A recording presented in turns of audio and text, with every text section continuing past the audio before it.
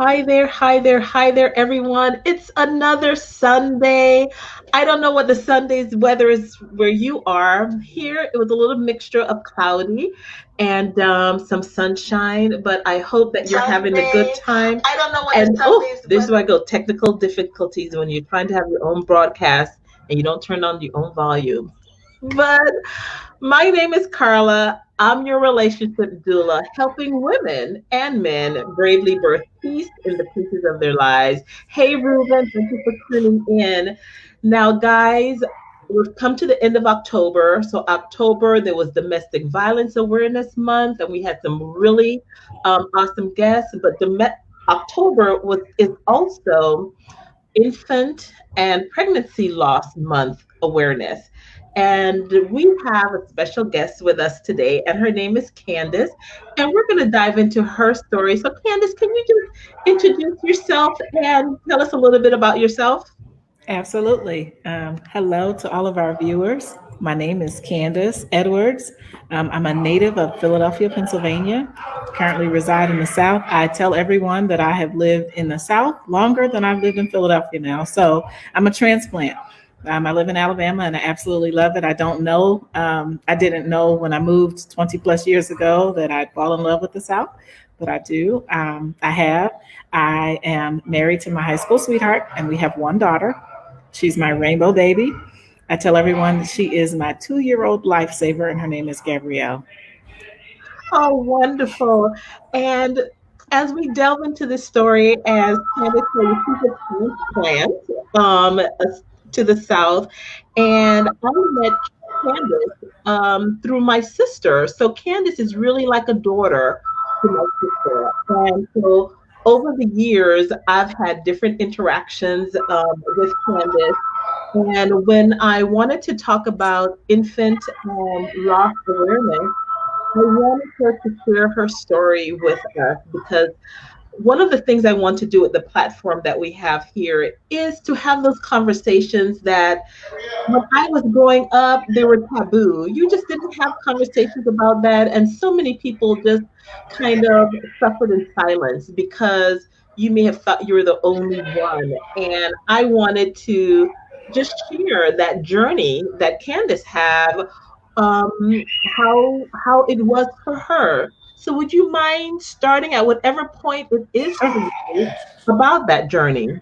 So I'll start from the beginning as I know it. And you're absolutely right. I I'll start from the beginning and then I'll get into that. But I'll say this: pregnancy loss, infant loss, the discussion of stillborn birth, miscarriage was not something that was talked about openly. Most of us, most women, I am 1 in 4, and that is a statistic.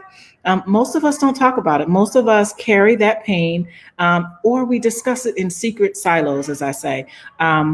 So my story began in 2017. I was pregnant. I was 5.5 months pregnant, so I was about 21. No, actually, I was 24 weeks.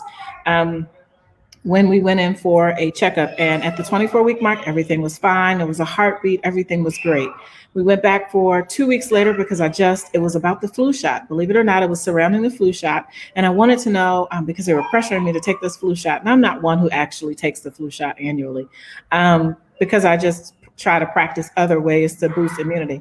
And so we went in and I just went to the doctor and I remember the lady who was doing the sonogram. I can remember the room. I can remember what she was wearing. I can remember the look on her face when they went over my abdomen one time and came kind of back another time. And I remember the look on her face and, they don't tell you anything. So you're in there, it's ice cold. And for most of us, I was 20, I'm 20. What am I saying? I was 34 years old.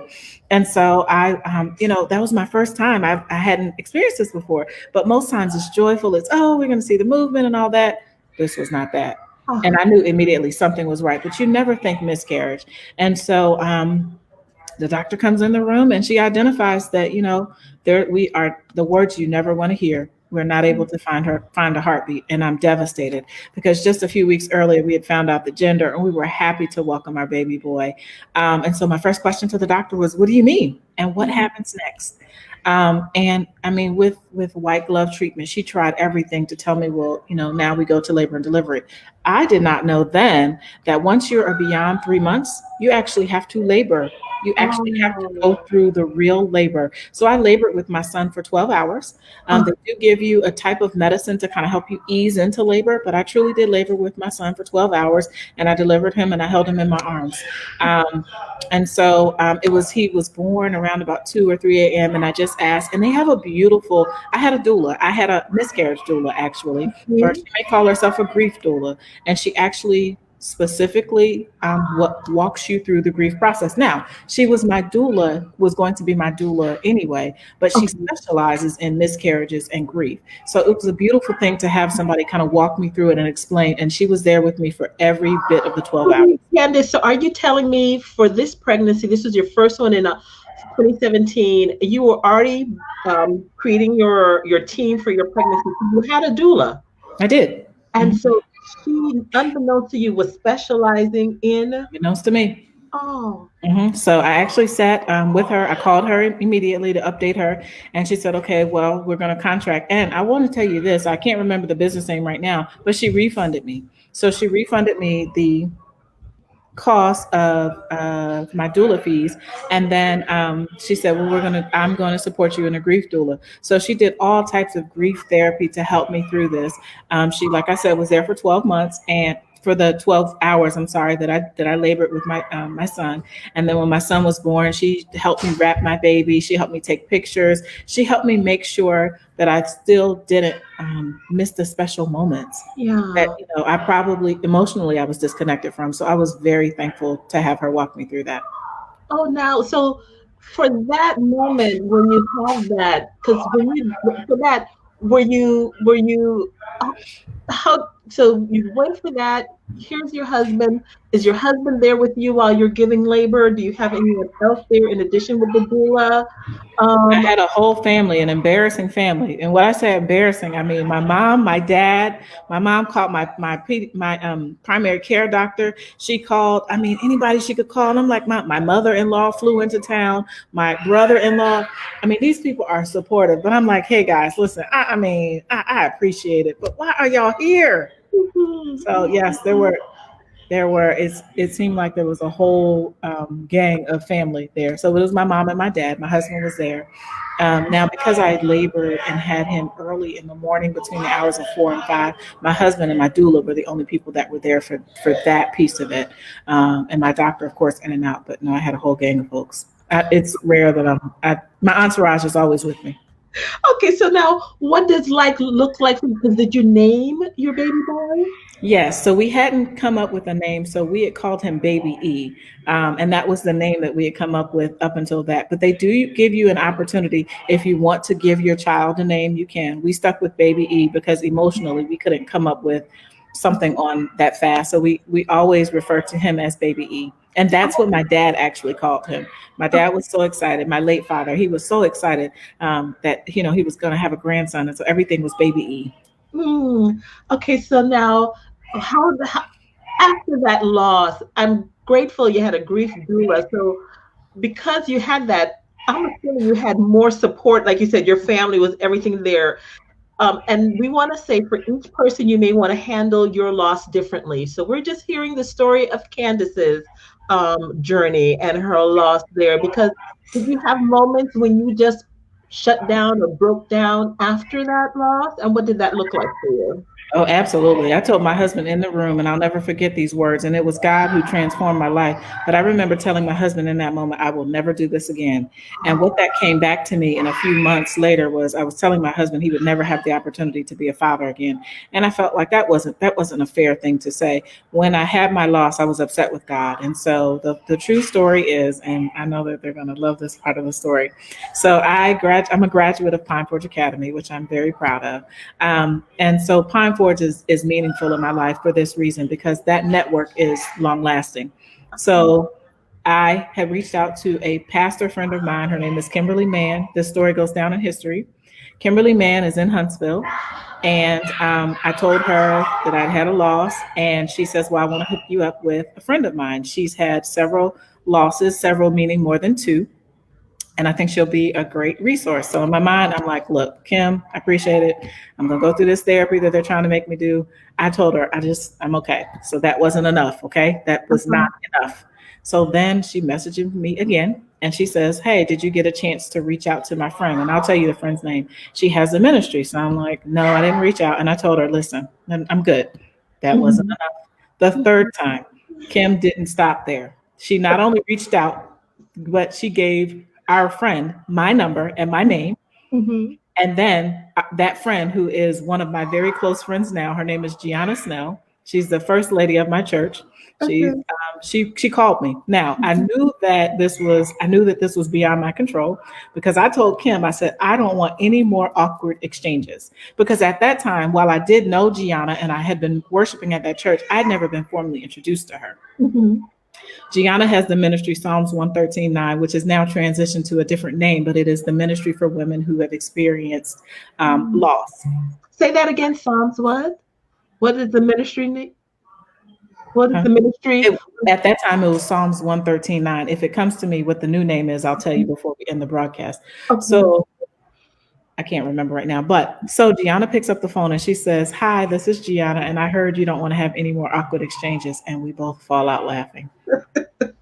And that was my first layer of support because they had a group, a solidified group of women who had journeyed through loss, some who have children, some who are still who are waiting on their miracle to happen from all walks of life. And that group embraced me. Oh. You have to, when you join the group, you have to share your story. You don't have to Mhm. share it that day when you join, but you have to share it at some point. Well, you're encouraged to share it at some point. Yes. And I opened up and they were, I immediately felt it. I felt like I was wrapped in support. And so that was one layer. I started going through therapy. I went to two types of therapy. First was grief therapy, and then Mhm. I went to a therapy specific for women who had lost that was in the city. Okay. Um, we started with medicine, and Mhm. because my sleep, when you have a miscarriage in Huntsville, well, with my doctor, they immediately prescribe two things. They prescribe Ambien and they prescribe an antidepressant. So Okay. I was familiar with antidepressants and I was familiar with Ambien, and I did both of them in the hospital. I could not keep that up. It was Okay. way too intense. Mhm. So then my primary care doctor stepped in and we started doing a natural therapy, an herbal therapy that really worked because the Ambien was making me sleep, but the antidepressant that they started me on was making me, it was giving me a false sense of self. Meaning, Mhm. when I started to come off of it, because I only took it for about 5 to 7 days, Yeah. the seventh day, it was wicked. It was like this was a new reality. And it was all like it was all new because it just kept me it created a false sense of self. And so I chose therapy. I chose to join the Psalms 113:9 ministry. And I also chose to start using my platform on social media, which that's a that's the next thing. Go ahead. No, but before we go on, so I'm curious. I know your husband isn't here to speak for himself, but did he go through, or because I know men and women they process it differently. Were there any support groups, or did he? How did you guys do that loss together, or was it unique for him? If you don't mind sharing a little bit from for your spouse. Oh, sure. He's not here. What's he gonna say? So, yes, I'm just kidding. So he's here, so he can hear me. But so Warren, my husband, has great friends. A friend of ours had experienced a stillborn birth. Her and her husband experienced a stillborn birth, and they were friends of Warren's, and we, united together. And when we had our loss, they sent me a journal, a devotional for mothers who had a loss, and they sent him a book for fathers who had lost. So immediately, our friends who had the same journey sent us resources. And then from there, we had, like I said, this devotional, and it was something for him and something for me. So the difference, my husband, he put his all into making sure that I was okay. So Mhm. that's how I think he started. I think he started at that time. We had a nonprofit sports and mentoring program, so he would just put all of his all into those young men, and then he put the rest of what he reserved for himself. He made sure I was okay, and so that's really just relying on our friends. He really put his time and energy into the sports and mentoring program, and then he made sure that if there's anything that I needed, that he made sure I had it. Now we talk about, just like you said, you didn't want to have any more of those awkward conversations. That's coming. You were kind of a little bit reluctant to have that. So tell me about some of those well-meaning people and other kinds of awkward kind of situations that you came Oh, across. well, there were so many, and I'm going to tell you why. Because right before we had our loss, I announced on Facebook that we were pregnant. I just announced that December 2016 that we were having a baby in 2017.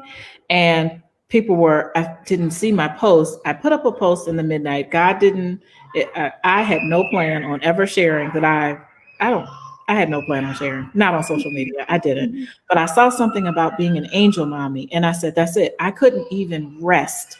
I couldn't even rest when I put up that post. And that post to this day probably has hundreds of thousands, and it's been shared repeatedly. And so the awkwardness were initially where people were asking me, where's your baby bump? Let me see your picture. And I found a way. Initially, it was painful, but I found a way to have that conversation. And those awkward moments, I used it as my platform, and that was nothing but God. I Okay. would engage people to have conversations. If they said something about where's your baby bump or something like that, I would embrace that I'm an angel mommy. And I always say hashtag angel mommy. And then I would talk. I mean, just have that conversation. So yeah, you have it. Okay, so there's baby E, Hmm. and it's 2017, Yep. and you've had your first loss. So Hmm. take us on the journey again for Okay. you. Sure. So 2017, January 25th, I gave birth to my son. I held him in my arms and we decided how we would go forward. So I decided, and I'm like this, I have a tendency to take on the role of whatever I'm doing. So I became my own OB. So everything I had a healthy pregnancy, I had a healthy delivery in that there was no artifacts or anything like that. I call them artifacts; they call them something else. Remain, but I decided that I was going to pay out of pocket to have an ultrasound. So I have this ultrasound in February. No, they don't do it until March. I have this ultrasound in March. So keep in mind that I'm not pregnant in February and I'm not Right. pregnant in March because I know it because I had this ultrasound. So at the Mhm. time, my late father, who is now passed on, was 74 years old and he was having memory challenges. And so my dad says to me, Candice, I got to tell you something. And my mom and dad are in the room. And my mom is, I mean, she's so frustrated with my dad. Obviously, he's told her whatever he had to tell me. She's like, I had this dream. And so I'm like, okay, Dad. Now I'm a caregiver full time, so it's Mhm. not unheard of for my dad to tell me something. But he did not believe in sharing dreams. That's not something I grew up with him hearing. He's like, I had this dream and you're pregnant, and I'm like, okay, I told you we had memory challenges. So I'm like, well, Dad, I'm trying to be gender because if you work with the elderly population, they don't care about your feelings. But I'm like, Daddy, I've already had. Remember, I've had a miscarriage. He's like, no, no, no. I know about that. I know about that. This dream, you're pregnant, and I'm like, okay, Dad. But remember, I just had a miscarriage. My mom walks in and she interjects and she's like, Lee, I told you not to tell. So I told you not to keep that dream to yourself. So he doesn't. And a few days later, he forgets that he told me that he had this dream again. So I'm like, no, Dad, it's the end of March 2017. I'm like, we're going into April at this point. I'm like, Dad, uh, I'm just trying to be ginger. Like, Dad, no, stop talking about it. Awkward conversations, right? Well, he says, well, I want to tell you anyway. And it's a girl. So I'm like, okay. So lo and behold, my husband and I are practicing fertility awareness method. I don't believe in birth control. I do believe in fertility awareness, which requires you to take your temperature in the morning and just track your body signals. And it's something that I've used as I have a sensitivity to birth control. So long story short, I'm using Daisy, and that's my thermometer, and it gives me a color, and it tells me where I am in my fertile window. Uh-huh. So we are practicing. I mean, we're trying to conceive. Right. So I go to the Oh, doctor, wait a and minute now, before you go, Candice, because initially you were saying you weren't going to let him be a father again correct. because of that. So what changed your mind to now use Daisy and to say we're going to Sure. do? Well, so what changed for me was I wanted to be a mom. This having this journey through this loss really showed me that I wanted to be a mom. I mean, my husband and I are late bloomers in the sense we were married for 10 years before we dated for 10 years before we got married. So we're always on this path to kind of like figure our lives out. But after I had my loss, that increased my desire to be a mother. Okay. And so I had to really deal with myself. Like I was saying that out of pain, but in my heart, like I wanted to be a mother. And Mhm. so, and then I had all this knowledge about fertility awareness. I'm like, what am I going to do with it? And then they tell you after you've had a loss that that's the most optimal time to try to conceive. They tell you that. So I'm like, well, I'm going to go with God because in my heart of all hearts, I wanted to be a mom. And so, long story short, um, we go to the doctor, and because I'm using the fertility awareness method, that means that I can tell you sooner than a missed period that I'm pregnant. And so that's what it was. I told Warren, he still calls it wacky science to this day. Daisy, yeah, Daisy, the thermometer that I use, it flashes all the colors. So the colors are red, green, and yellow like a stoplight. But it makes it blue. And I'm like, Warren, Daisy is blue. I'm pregnant. And he's like, what? And so we are headed. So at this time, it's important to tell you that we were probably about 4 weeks. Uh-huh. So it's really very early in the pregnancy. But I called my OB because she told me that I should call her at the first sign of a positive pregnancy test, or in her words, or your test. And that meant because she knew I used fertility awareness. So I called her and she saw me right away, and we did a blood test and it was positive. And so we're going to Destin for my dad's 75th birthday in just a few weeks. And so we get to Destin for my dad's 75th birthday. We hadn't said a word to him or my mother before. And I whisper in his ear, now all of my family is there. I told you the same entourage. They're with me everywhere. Okay. So so I tell them. And guess what? I want to stop and tell you this. The doctor did the blood test. That's why I made sure I said that, because at the blood test you can tell the gender. Okay. So you can so you pay a little bit more for this type of test, but because I was considered advanced maternal age, they wrote that on all of my charts because I was 35.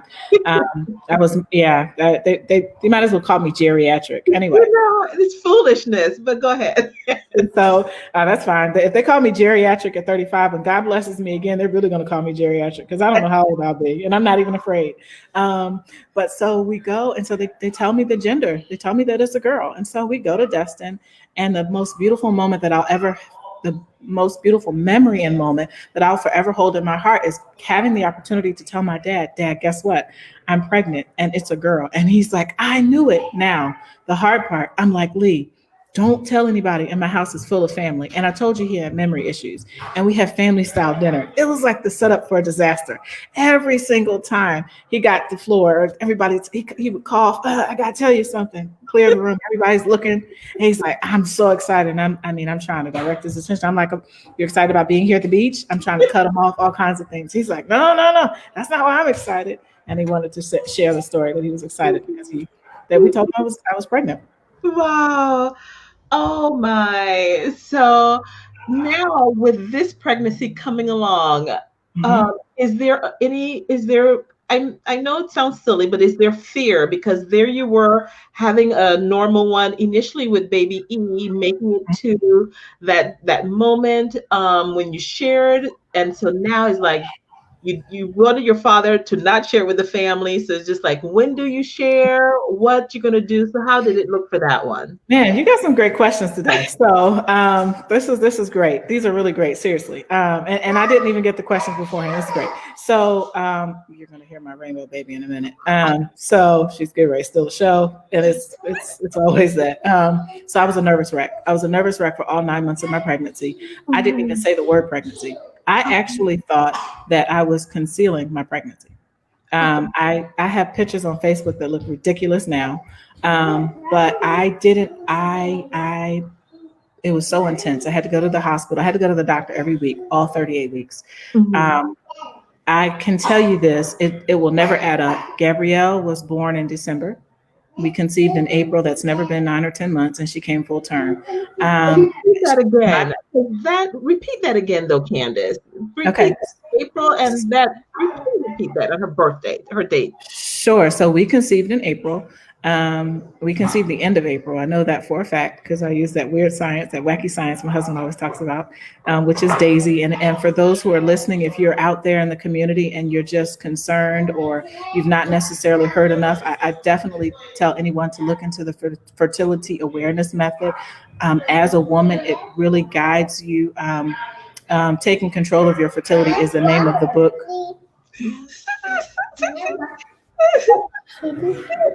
There's Gabby. Can you wave? Can you just wave? Okay. Hi. All right. Hi.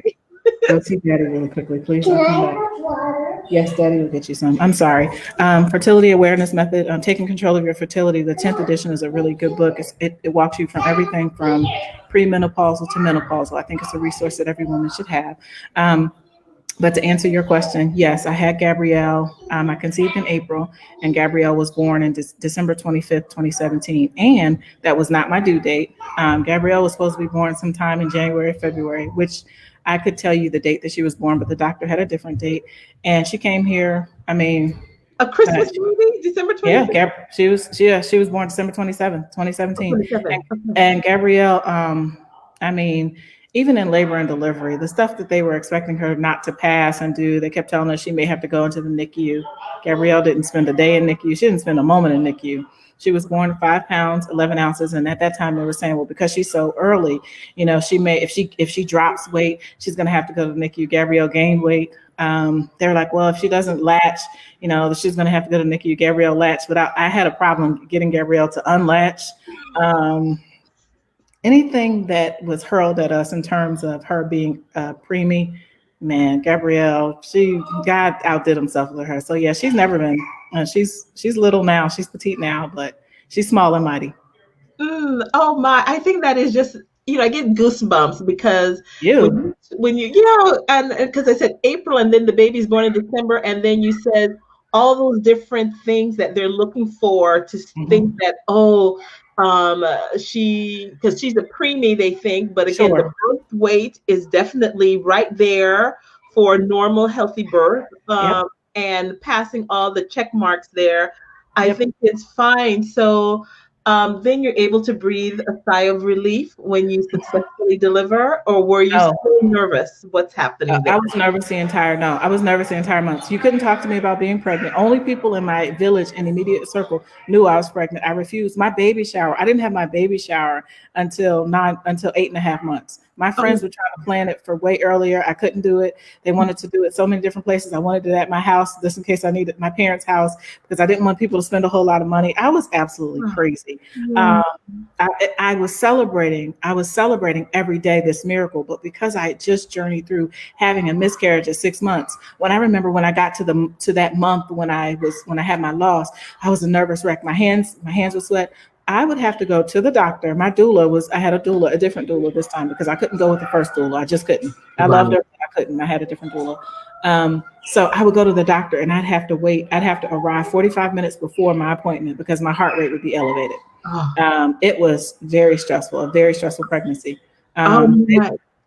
Well, mhm, what did you do? Because it's stressful. So I know just during that time of not knowing, and I could imagine at that 6 months when you had the loss with baby E, because you're mhm. thinking, is there something I did? Now, sometimes some moms think it's their fault. How Yeah, did you process those thoughts in your head? Or, because so many times we feel there's something we could have done, and sometimes there's really nothing one could do. yeah.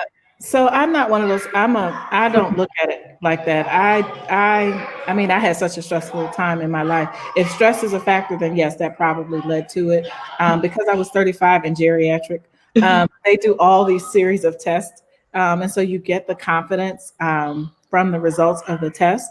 So there wasn't anything. Most times they'll tell you there's a chromosomal abnormality. That was not my case. Mhm, Sometimes they'll tell you there's a genetic disorder relative to blood. That was not my case.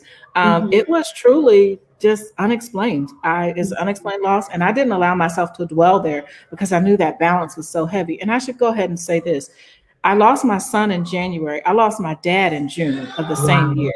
So my focus at that point, I had just celebrated 75 years and told my dad I was pregnant. With this pregnancy with Gabrielle, I would not allow myself to be sad. So Mm, I wouldn't have sad conversations. I wouldn't even I talked about miscarriage, but I didn't talk about it from a sadness standpoint. mhm, I also offered support, but I made sure that my energy was high. I made sure that I really nourished myself. That devotional that my friend sent me, I read it for every day. And then there was a book that I loved, and it was praying for your baby it was praying for your baby 9 months of pregnancy. And so every day you pray for a different body part. And that helped me shift my focus. So it's a book of, and I send those books now when someone has a baby. I send those books as gifts because it helped me focus on the more important things like praying for the health and well-being of Gabrielle versus my journey.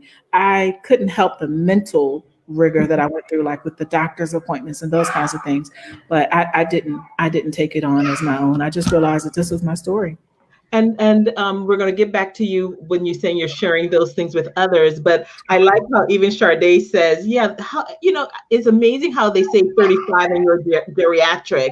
Mm-hmm. My middle daughter shared a post with me where she says, if only we start normalizing in our 20s that we're finding ourselves and our purpose, because Yeah. we want to think that that it's not normal, and for them to put labels on us as females that, oh, this is a time window for birth, it's just kind of annoying sometimes. So again, Yeah. I apologize because that's what we do to our Yeah. females Yeah. sometimes, Yeah. Yeah. and it I is wasn't ready to have children a moment before I right, had Gabrielle. right, I right. wasn't. That time that I took with my husband has been invaluable to us. People joke me now because I don't need a babysitter for certain things, but I do need a babysitter. I do allow her to go with trusted people, but I've had my time. Mhm, I was with my husband for 10 years as mhm, husband and wife, so we traveled, we did all of those things, but I wasn't ready a moment before. And like I shared with you, I was a caregiver as well. So, I mean, mhm. please, my kids with me everywhere. And so I want to put out there for everybody, you don't have to have no children in no 20s. You can wait No, till later, even children when after you're ready. 30, when you settle in your career and you know where you're going. Because I enjoy when I see you young people having your children when you're settled. It's a whole different kind of parenting. And I It love is. it. It is not a stressed one with like, oh, try to make ends meet because you've established, you've done, No. like you said, you don't want to go out and hang and club. And so it's just like, no, Mm, we've mm, had our lives. We're here now to enjoy this phase of being a parent. And so often I am a Facebook friend with Candice. So I see and smile at the joy that I see. And I reflect back when I was a mom younger, it was like hair pulling because it yeah, wasn't a time and a place where you were settled so you could enjoy that time. And you miss out on so many moments. So I you just do. love when I see those of you who made a decision to wait. So Yeah. I want to tell women out there, don't let them dictate when you're gonna have a child. Mm. I Please. can tell you, I'm gonna be in my 40s when I have my second one because I'll be 39 next. I'll be 39 next month. Oh my goodness, I'll be 39 next month, and I say that proudly. I know some don't share. I don't care. Right. I live my life like every day is my last anyway. But no, I'll be Mhm. 39 next month, and I mean that's the conversation that we're just now starting to have because I wanted to have time to grieve. I lost both of my parents relatively closely. I lost my dad, as I shared, in June of 2017, and I lost my mother 14 months apart. That was unexpected, and so as I journey, just kind of this is just my life or whatever. But yeah, no, I wasn't ready. I wasn't ready, and I'm ready now. I mean, I enjoy just being a mom, and my daughter's a 2-year-old firecracker, so So now I she's the want to life get of the back party. on because now, because of your journey of loss, because I'm sure that your support group, your Psalms 113.9, was there for you even when you now have pregnant with your rainbow baby, and again with your just emotions going with all of that. And Mhm. so because you chose to be so open with your loss, you've been able to impact many other women. They've reached out to you, I've heard, secretly in the DM because, again, they may not be comfortable yet Yeah. sharing. But how do you? I knew it didn't start as a ministry, but that's what it is for It you now, is it? So listen, it did not start out as a ministry. I had no idea. Like I said, I was in the midnight when I put up that post about being an angel mommy. But what God led me to do is that in that year that we had that loss, what I did was every time I found about somebody who had a miscarriage, I sent that same devotional that was sent to me. As a matter of fact, I sent the husband and wife edition, and then I sent that same. I'm sorry, I sent that to anybody in that year, and then I Mhm. sent back one bath bomb, and it was a bath bomb. My mom used to say, There was a quote that my mom used to say, and so I found a bath bomb that had it on there, and it was just basically live your life, like dance like nobody's watching, and it was this fragrance of the bath bomb, and so that was Mhm. really just to encourage someone, encourage the women who I encountered, and this would be women. I didn't know everybody. People would send me their friends or say, "Hey, can you talk to a friend of mine?" And I'm like, "Absolutely." If they want to Mhm. get on the phone or call and talk and pray, I absolutely would. And no, I no. When I left the hospital, there was no way on God's green earth I knew I'd be doing this. No, it wasn't. It just wasn't. That just wasn't. And it's funny because ministry looks different for everybody. And I Mhm. didn't realize that this would be my platform, but I absolutely love connecting. I mean, it's not the easiest, believe me, but there's something when you can connect with somebody and just pour a little hope into their heart. That's just yeah. Oh, But so many women were reaching out to me, Carla, and they were like, "Candice, I just shared your story, and your voice is my voice. I had the same experience, or I wasn't courageous enough to share, and that's okay. You don't have to be. mhm. You Right. find a way to connect. It's okay. You don't have to be, but you also don't have to hide under the guise that this is no longer a secret. It's not the scarlet letter M. I call it the scarlet letter M just to Right. grab attention. But you can talk about your journey, and in sharing my journey, my support system is incredible.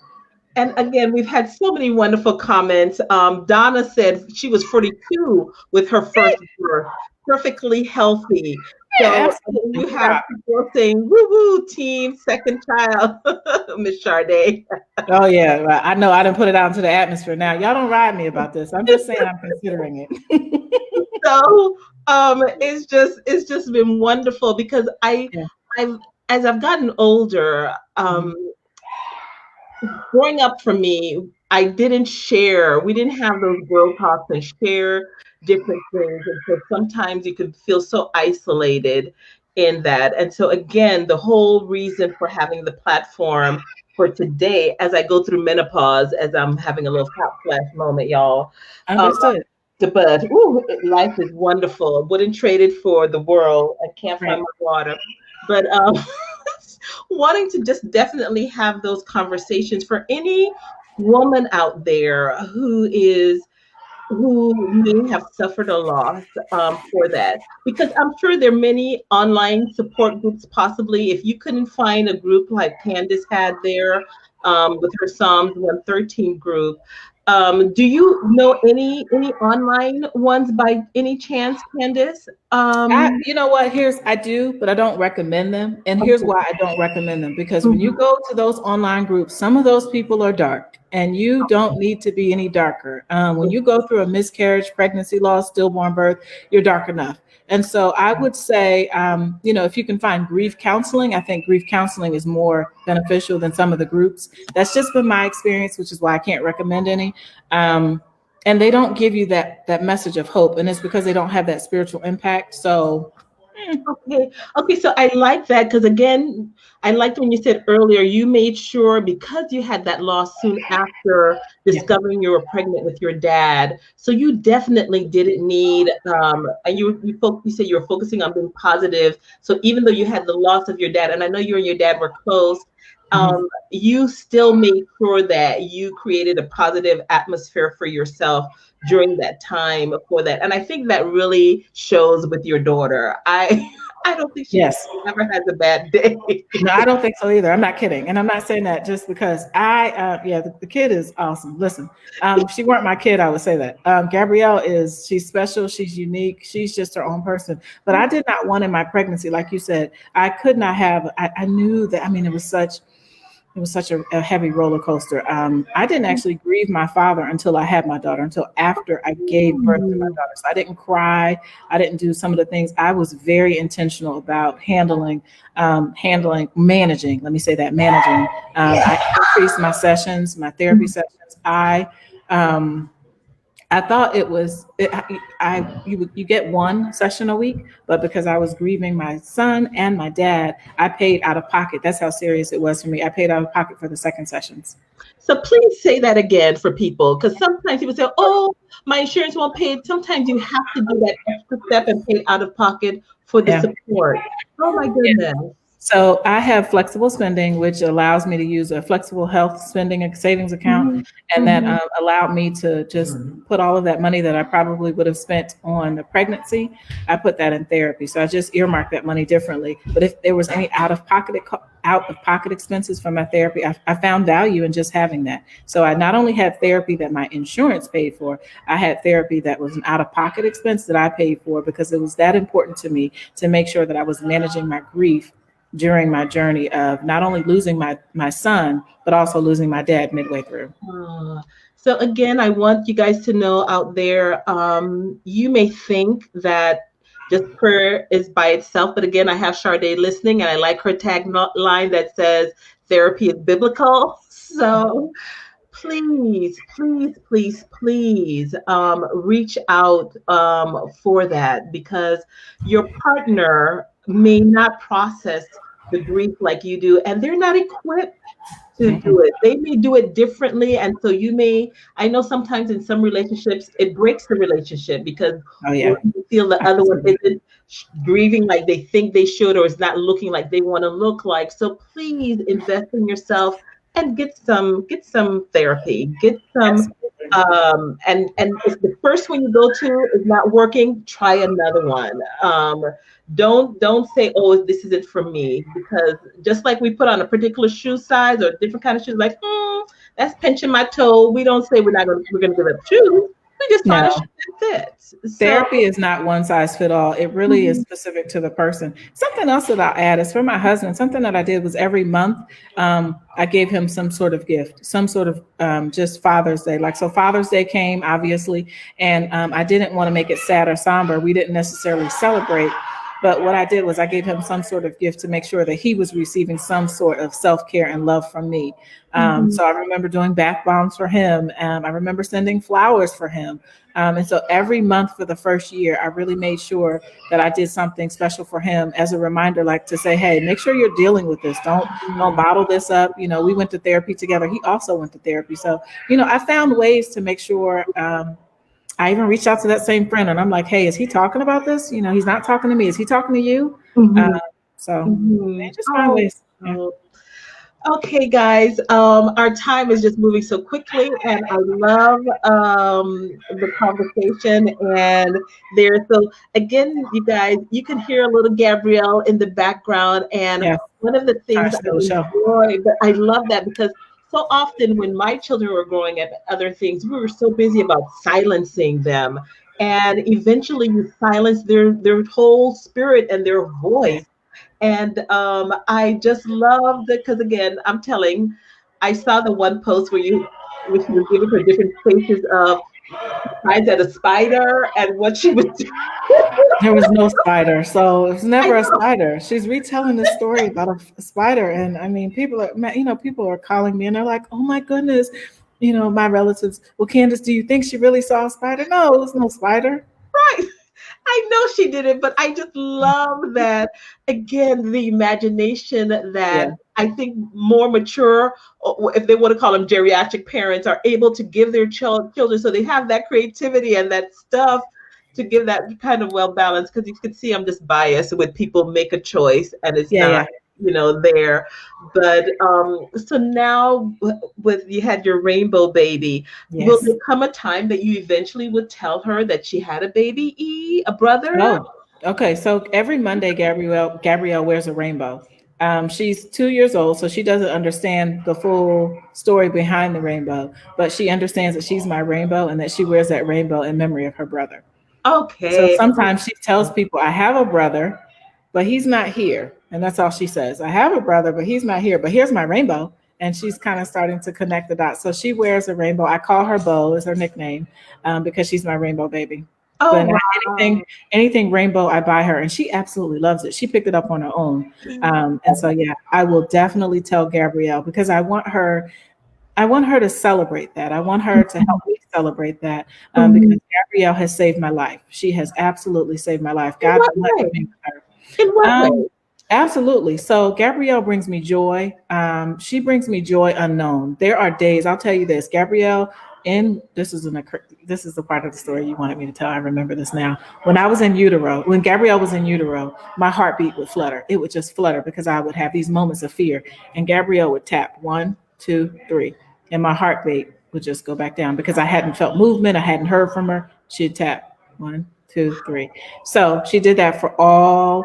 So she started doing that at 5 months, and she did that from 5 months until we were in labor. In labor, Gabrielle was tapping me because my heartbeat was going out of control. But that was because she changed positions. Well, after Gabrielle was born, remember that was my first time really dealing with my grief from my losing my dad. Gabrielle was tapping me on my shoulder when I heard 1, 2, 3. To this day, if I am feeling sad or looking sad, Gabrielle comes to me and she says, "It's okay, mommy." She climbs in my lap and she taps me. I've Oh, never told her to do that. She still does that. Gabrielle has saved my life. Another way is just if she senses something's different with me, she's going to kind of just come sit and be near with me. Now she's her own person. She's just very much, I mean, she appears to have wisdom beyond 2 years old. That's how I like to describe Gabrielle. But if she senses that it's just something a little going on, something's not right with mommy, she's going to make sure she connects with me. She'll ask me, "Do you want to pray? Mommy, want to pray?"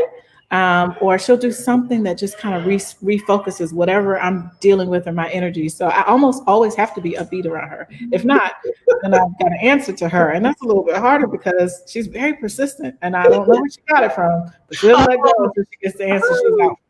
yeah, I don't know you well, but from some of the stories I've heard about you, I think you're a little persistent You know, project. I still remember with my niece when you got all these folders, and my sister showed us a picture of everything organized and this precision and so yeah, everything. So I won't get into that, but I'm like, you hmm. know me well enough, believe me, and you have enough information you could blackmail me. So you're good. It's me. So I could see how Gabrielle. She saved my life. Gabrielle allows me to have creative writing. I've always enjoyed writing. And so she performs and she performs naturally. The things that I share on some of my social media pages are just truly just just a day in the life of Gabrielle. And she just really helps me manage my own grief in this season and my journey of loss in just a way that just connects with people. Because I know that you lost your mom soon after Did. Gabrielle was born, but she had her lovey. Because again, I was able to see that journey and have when they have their overnighters and Yes. different things like that. Yes. Gabrielle So, is lovey. Gabrielle is lovey personified. Gabrielle has more lovey's personality than I do. She so does. again, that journey of loss that you've had within a 2 year period, like an 18-month, 2 year span period Mhm. of dealing with that. And so now on this side of it, and your mom being able to see I beat Gabrielle. Gabrielle. Yeah, she was 9 months. Gabrielle was 9 months old when my mom passed. But I mean, when I say those 9 months, my mom didn't miss a moment. That's the legacy. And so for me, I'm big into legacy building, and it stems from this. It kind of goes through what we're talking about, but that came from being able to look back 9 months, Carla, and my mom didn't miss a moment with Gabrielle. My Mhm. mom may or may not have known that she was ill or that she was going to pass. I don't know that because that was something she shielded from me because of my journey as a caregiver and also my journey through loss to the months and years before. So she didn't share all of that story with me. But an incredible woman to be able to make sure that Gabrielle, who is at 2 years old, can tell you stories. She can remember certain things about Lovey. She can look at pictures. She identifies with her. But in terms of a legacy, it is because of my journey through loss that I'm so focused now on building my legacy. When I went to my mother was a registered nurse. I Mhm. say she was the baddest in the business, but she was a registered nurse. She celebrated that for 40. She celebrated being a nurse for 40 years. And long story short is when I went to the hospital to gather her things after she had some time had passed and my mother had passed. My mom was big on not having memorials or funerals, so I'm going to say there was just a balloon release because this goes on social media and her family they'll get me. But it was a balloon release at the hospital in her honor, and something stuck with me. And this is what I think is guiding my own work in my life. Is they talked about my mother's legacy at work. They Wow. talked about the things that she did in her level of compassion, how she executed when it came to patient care, how she was always looking for a way to improve things. And those are things I share with her. But it was at that moment, and that was 2 years ago, it was at that moment that I began to say, you know what, if something happens to me today, what's my legacy? Hmm. What's my legacy? And I want Gabrielle to be able to have that. I want her to be able to say, you know what? I mean, God forbid, I'm not speaking morbidly, but if something happens to me, I want that child of mine to be able to, with pride, with the same level of admiration that I have hearing my mother's story of legacy, I want to be able to leave a legacy. And so, with that, anything that I do with Gabrielle is legacy building, and I'm very intentional about it. So, talking about legacy, because again, I know since you lost both of your parents and Gabrielle did get to know her grandmother a bit, we were talking a little bit before we got on air about family and making sure connecting. And you mentioned that your boarding academy, it's a historically Black academy, Pine Forge, and you've made, and then I think you're Soro, so you're Greek, and so you're different ones, but you have created a community that you've, so when you talk about legacy, to me, you've already impacted, and because of that legacy, it is now multiplied more so with Gabrielle, because she has connected other people with your already enlarged Yes. community. Yeah, so you're absolutely right. It started at Pine Forge. I say most of my great experiences started in my childhood because my parents made sure that I had this awesome village. And so my village, I mean, these are a small group of people that I could do anything and everything with. And to this day, that village has, I mean, when I lost my dad, they were right there. And they don't live near me. When I lost my mom, they were right there and they've been there. When I had Gabrielle, man, oh man, this village, I mean, they showed up and showed out in miracle in so many ways. I mean, Gabrielle is 20, so she's 2 years old. For the first 24 months of her life, Gabrielle has received a package every month, and now it gets every other month. And it came from everywhere, and so that was the first part of it was my parents' village. So really, it goes back to my parents. That's the legacy that they left me with was making sure that I had credible people around me to love on me. I mean, it's I can't even put it into words. And then I went to Pine Forge Academy, and yes, it is one of four historically Black boarding schools. I serve as the executive vice president for our alumni association. So you understand that I serve with pride and I absolutely love my alma mater. But that's another experience where, I mean, now that I'm serving, so many people are coming back to me, faculty and staff. I mean, and they're receiving me with open arms. And it's been 21 years since I graduated from there. Now, my husband is also an alum. We're high school sweethearts. We graduated together. So there's that. We took Gabrielle back last year, and it was in the women's dormitory, the girls' dormitory, and they were having worship. And my daughter takes off running full speed to the worship. They were having worship on the lawn. She takes off running full speed and sits Indian style with the girls. And I couldn't have, I mean, I was speechless. She joined them for worship last year. And this was before I started serving. This was just something she wanted to do. So many people reached out to me because they remember Gabrielle from that experience. And then I graduated from a historically Black college, and I have that network. I'm a graduate of Alabama A&M University. I love HBCUs. I attended Tuskegee, and so that network is very tight knit. And then I joined a sorority. I'm a member of Alpha Kappa Alpha Sorority Incorporated, and so I'm active at that level. I'm active in my local graduate chapter. And so, I mean, I want to tell you this. My mom passed, and this is kind of going on. We can get back, but my mother passed, and my mother spent some days in ICU. Gabrielle, like I shared with you, was 8.5 months when I lost my mother. And those women, there were 24 women who sat around the clock with my Wow. mother. I didn't even arrange the schedule.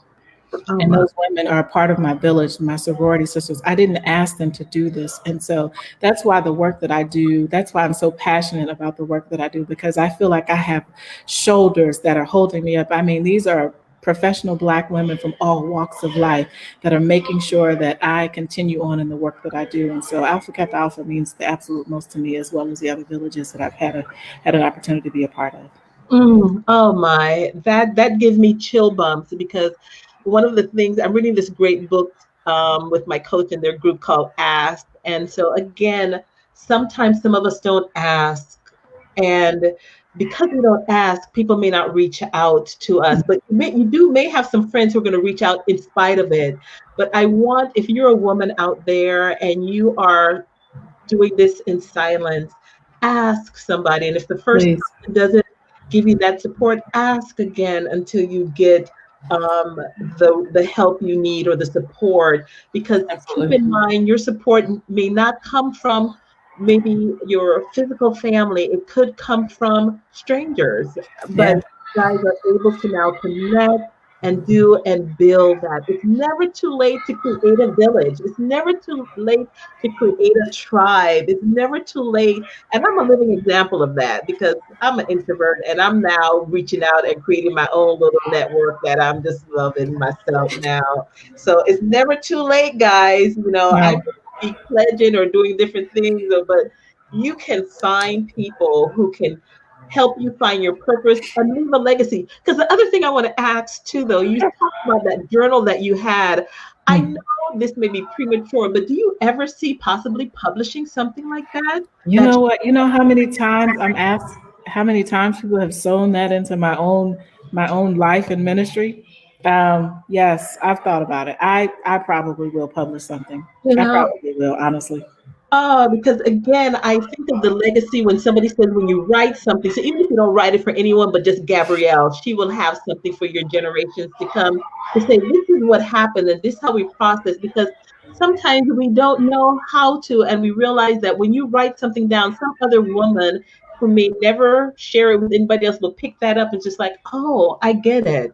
She felt the same way that I do. And just not be so lonely because some of us are introverts and we may never share our feelings and different things.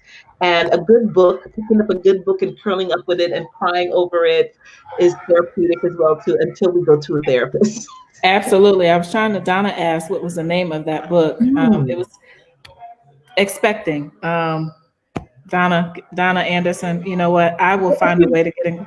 right, if you get it, if you find out the information, I'll type it in there in the comment Sure. section so they can have it. So Sure, definitely, sure, sure. I'll do that. I'll look into my I'll look into it. I'm not home or I would be able to go pick up the book, but I'm not actually at home, Donna. So I mhm, apologize. But yeah, you know, sometimes your family doesn't know what to say. So and my family didn't, and it's okay because your family's most times grieving. I want to mhm, say to that, my family has been absolutely supportive, but they didn't know what to say. I mean, I mhm, didn't find out that my mother journeyed through miscarriage until I shared my story. I had heard her mention it, but she never really talked more in detail about it until I was journeying through it. And she was just like, this is just something we didn't talk about, Candice. And so, yeah, so you have to ask. I mean, I ask for help. I make it abundantly clear when I need help.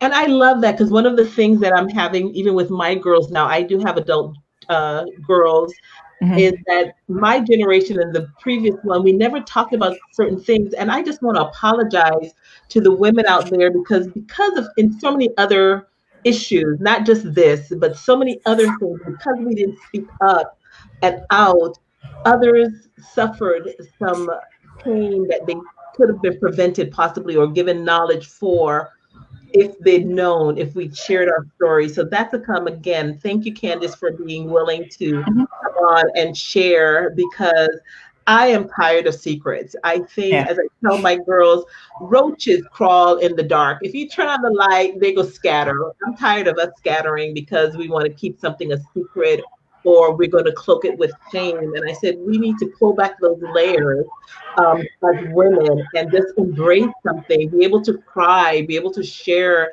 Yeah. that whatever that is happening for us. But we're winding down. But thank you Sure. again. Any last minute thoughts you want to share with our guests? Oh, sure. I mean, I could talk about this probably on end, but I would say this: find your peace. If you've journeyed through miscarriage, stillborn birth, infancy loss, pregnancy loss, find your peace.